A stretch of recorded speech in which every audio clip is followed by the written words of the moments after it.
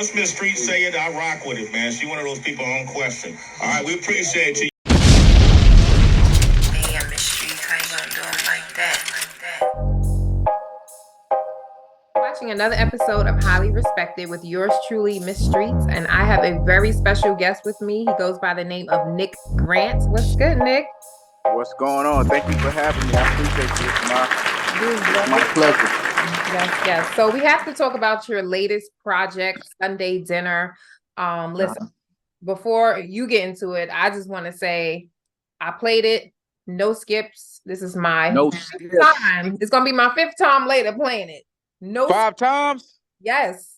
Hold on. It's on my workout playlist. So I just play it, workout, but solid project. I love it.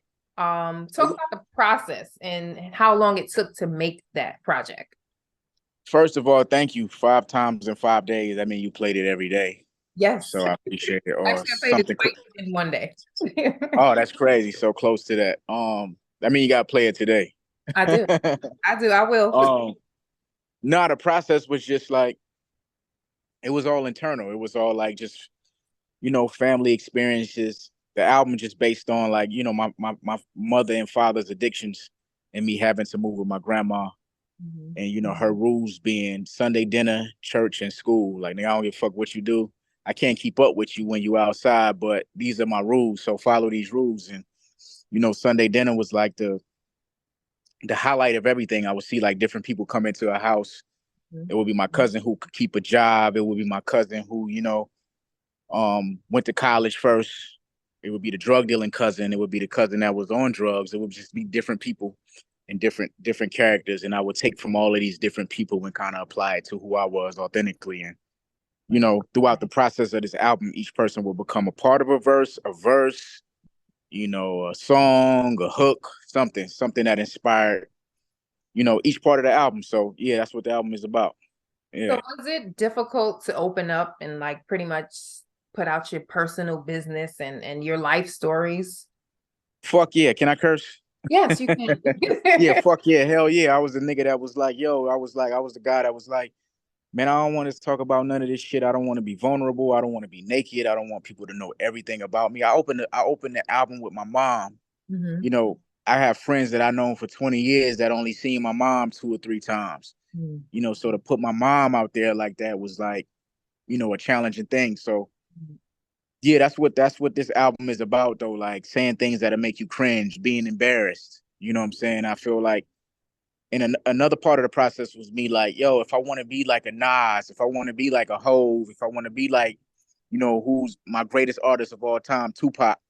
Mm-hmm. If I want to be like these guys, like I have to talk about these things. I have to talk about, the things that I went through as far as like pain, as far as like, discouragement, as far as like all of these things. And, mm-hmm. I feel like I could save somebody else going through the same things. And that's what this album is about. Right. Definitely. Most definitely. That's listening to the songs. I was listening like, listen, somebody can relate and you're definitely helping someone. Also helping them to open up and express what they may have went through. So definitely love the project again. So I know you have like short films. So I want you to get into that. So you're pretty much transitioning a little bit from, artist to filmmaker, because those I did probably 40 interviews. You're the only person that caught the transition. I pay attention. which is crazy. I've been a supporter for some years, and I definitely pay attention. But talk about the filmmaking thing and talk about short films that you did for Sunday Dinner. Before I ever wrote a rap, I wrote a script. Mm-hmm. That's like the first thing I ever wrote, and it was based on I'm so embarrassed to say this, but fuck it, that's what the album is about. Men in Black. Really? Me and my cousin are like huge Will Smith fans. We're like the biggest Will Smith fans. Musically and like film wise. So I remember Men in Black coming out and him coming. He lived in Florida. He was coming to like visit my grandma. I stayed with my grandma. Mm-hmm. So I would see him all the time. And he was like, before he came up, he was like, Will Smith is coming out with a new movie, which is like crazy. So I was like, he didn't know at the time, but I like wrote what the movie was about. And then we went to see the movie, and I was like, yo, I wrote this. He read it. He was like, yo, this is spot on. He was like a year older than me. So if I was like 9, of course he was 10. Mm-hmm. So he wrote it. He was like, man, this is crazy. You could have wrote the movie. So that's like a little history as far as like, filmmaking. So with this, I was like, yo, I love film more than hip hop because it's like visual. It's like you can see more. Right. I hate to say that. I don't love film more than hip hop, but I love it just as much. I'll say that. Mm-hmm. Because our stories are just as impactful on screen as they are on wax. But yeah, like for me, it was like I want to show like what I can do in another way. And I think, we always talk about like how much trauma is in these places that we come from, but we don't talk about how much fun we have, how many jokes come out of there, how many like laughs that we have and we share together. So with this project, I wanted to show that. It was like, I love my family dearly, but it was like I want to turn this idea of, getting along with my family on his head to where I don't get along with my family. And it's like, yo, I hate going back home and I hate going to see these people and deal with these things. And all they talk about is like, yo, how is this person? You met this person. How is this person? I don't go through these things, but I thought it would be like super dope creatively as far as like a film. Right. And that's what I want. And that's what I wanted to do, like kind of turn the idea on his heads. Cause if I talk about like what I actually go through, I thought it would be boring. Cause it's like, oh, everything is like amazing. Everything is good. I wanted to kind of make it like suspenseful, make it like interesting. And that's what I did. And shout out to Throw It Off Juan, who like carried the film and carried the rollout. Yeah, and he's comedically. Funny. Yo, no, that nigga's crazy. He's like crazy. A He's lot of this stuff, like funny, Nah, for sure. Like a lot of this stuff, he like, I wrote it out, but he like carried it to like another level. Right. Which was like dope, and it kind of made the movie that much better. And it was like a blessing. Like it's like when I made this album, everything has been blessings, from producers dropping out to other producers coming in to, me trying to hire another comedian with the film and another comedian coming in and saying, nah, I want to do it. And they actually being bigger, which was like, oh shit, this is dope. This is kind of like God working through, through this project. So, him coming in was definitely a sign from God, and him like taking it to another level. Like I can actually get across the things that you're writing. So definitely. Yeah. And I was just inspired by the Fridays, the Money Talks, the Nothing to Lose, the Martin series, and all of these different things like that we just grew up on culturally. And kind of just taking that and applying it to my story. So yeah, that's what the movie was about. Yeah. Well, I love it, and I hope to see more because I definitely like the concept, and the idea is really dope for sure. Thank you. No, I got some crazy shit coming for this next album. I got like, we'll get into that. I'm I got some excited crazy stuff to see that whenever it drops. So let's take it back a little bit. So when you first started rapping, was you always like a storyteller? So how was your style when you first started? I wasn't. I had to develop that. I think when I first started rapping, I was always the punchline person because that's what I was like, lyrically attracted to. And I think like, when I started seeing these other people and like what kind of like, made their fan bases bigger was their story and the things that they were talking about. Like I always felt like, yo, the punchline is how you get people to like pay attention. And I had a talk with like one of my mentors who's like a legendary hip hop artist. He was like, nah, that's just like something that's like showboating, in a way. So the more real shit you say is the more you gravitate toward these different people and these different walks of life and how they gravitate toward your story. So you got to just say real stuff. Talk about your story. It's people that's going through the same things that you did. These punchlines that you're doing, they're cool. And people know that you're talented in that way, but it's also a distraction if you continue to do it. Right. Yeah. So yeah. Yeah, people definitely connect to stories, to real life situations. So absolutely. That's dope. Definitely like the storytelling vibe. So of course we all know this is the 50th year for hip hop. So how has hip hop changed your life?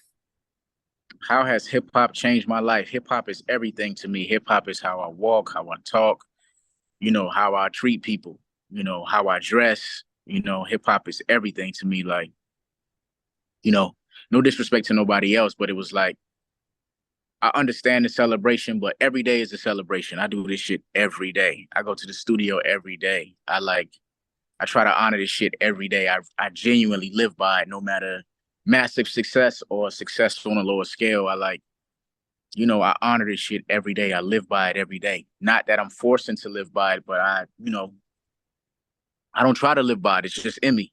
You know what I'm saying? So, and it's just in me from how I was raised and the stuff that was playing in my house and all the artists that I love and respect.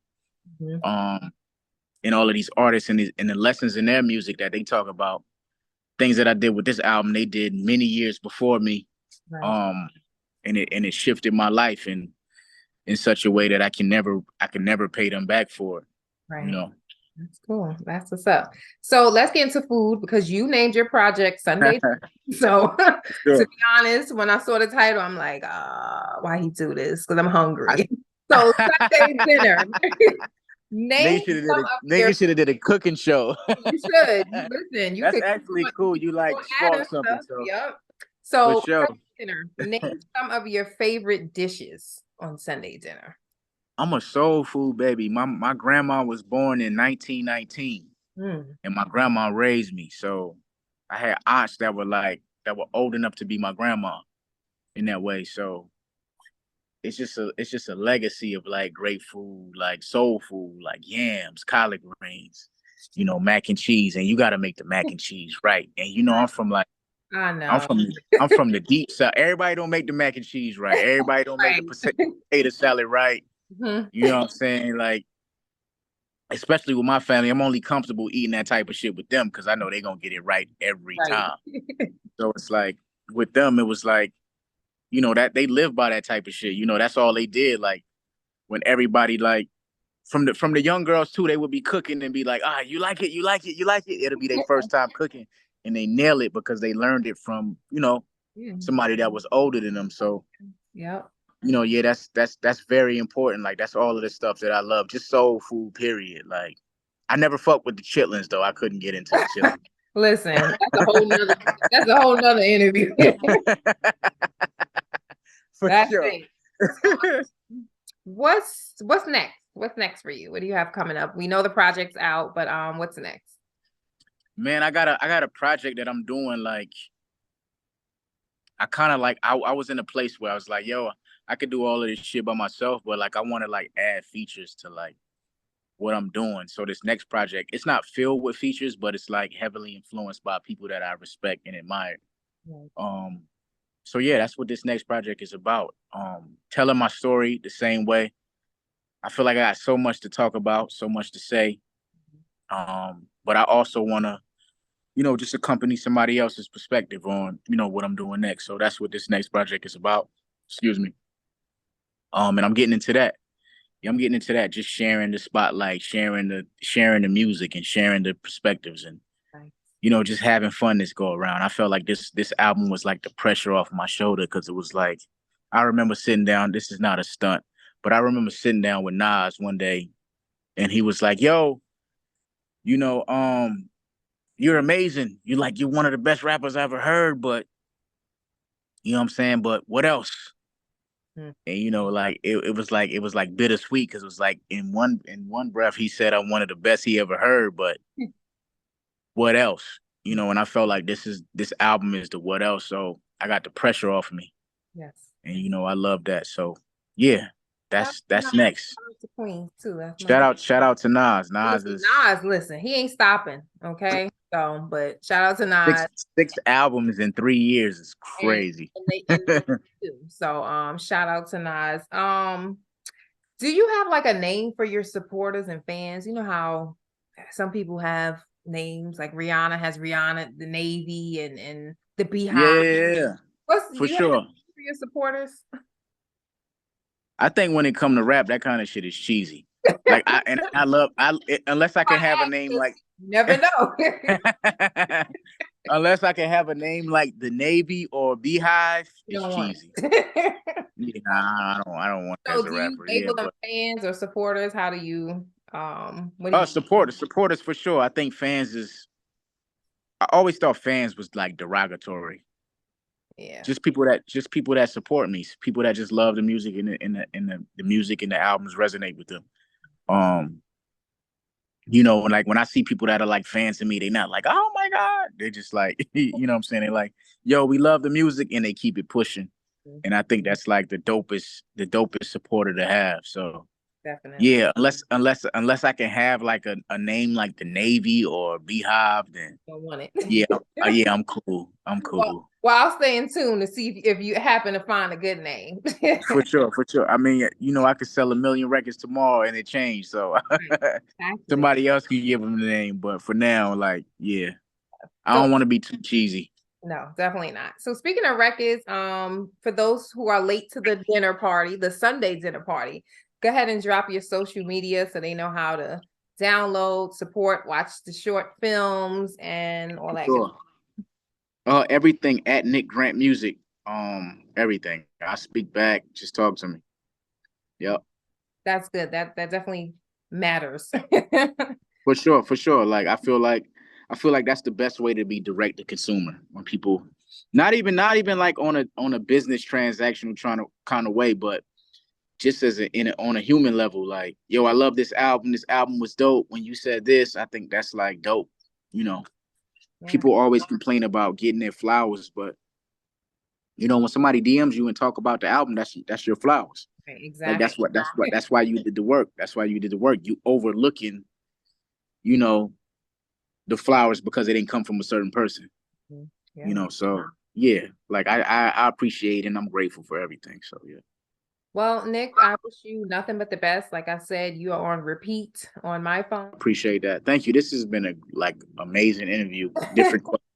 Yes, well, Like I just try. I've been doing this for a little long time. I had a podcast like before podcast, basically. yeah. Yeah. Nah, I appreciate that.